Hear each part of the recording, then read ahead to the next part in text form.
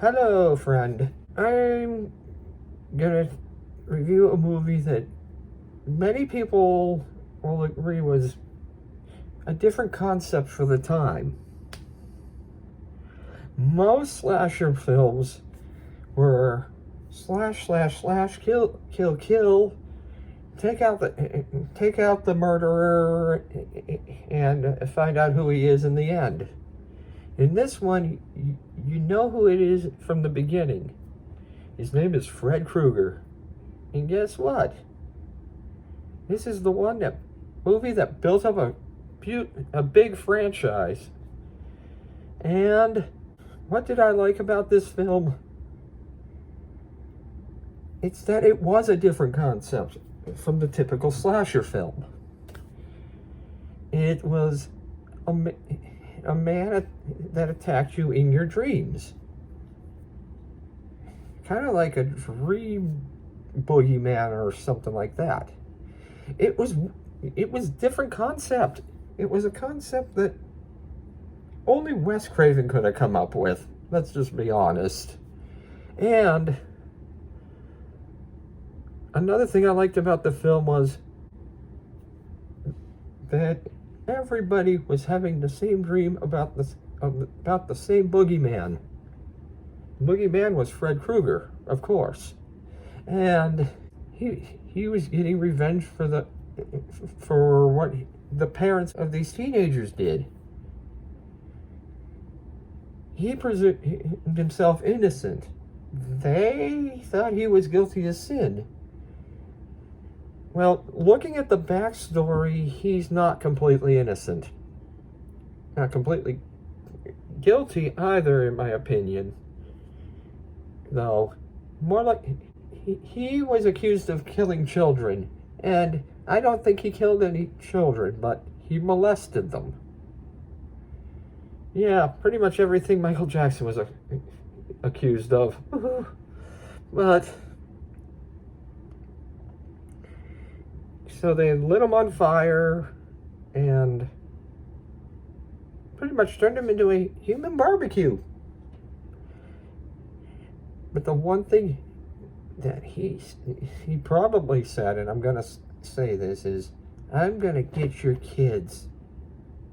It doesn't matter. You didn't kill me.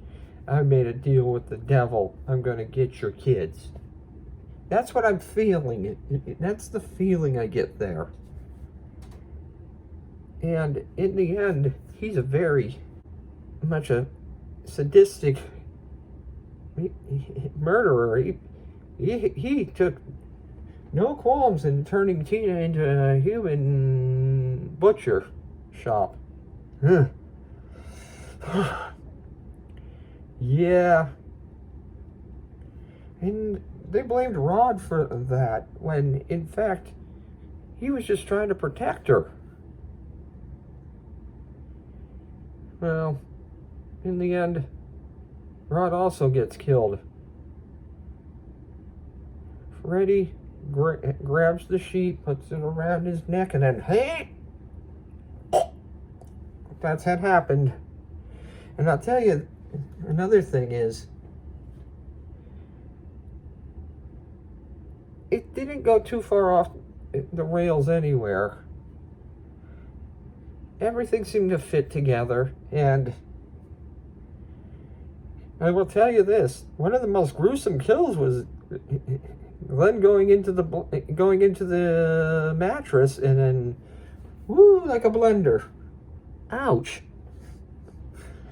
Yeah, probably didn't feel anything. I'll tell you that. The things I didn't like about this film is they could have gone even more into his backstory, into Freddy's backstory. Was he a killer? Was he not a killer? Was he a molester or was he not a molester? Was he innocent? Was he guilty? Was he falsely accused? Whatever. These are things that I think they left out, or I think in the remake they did better, but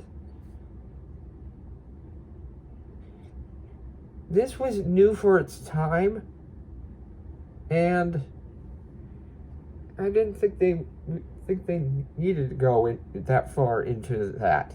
Okay. Another thing that bad about this film was the acting. The acting just seems so not very good. Kind of from the school of bad acting. The only character I really could get in, other than Freddy Krueger, was Nancy, and somewhat Glenn. And I'll say, well, you have to know who the actor is there, but I think the acting could have been better. And another thing is, I think there could have been better character development. Freddy was already a fully developed character. Nancy was too. The other characters were just there. I'm gonna say this. Were just there. It's like, why have them if they're just there? I mean, no. Would I recommend this film? Yes. Is it a must-see? I'm not entirely sure about that. It's a 75 out of 100 film. It's a great concept. It's good for what it is. And it built a franchise. And that's all I'm going to say about that. And have a good night, everybody.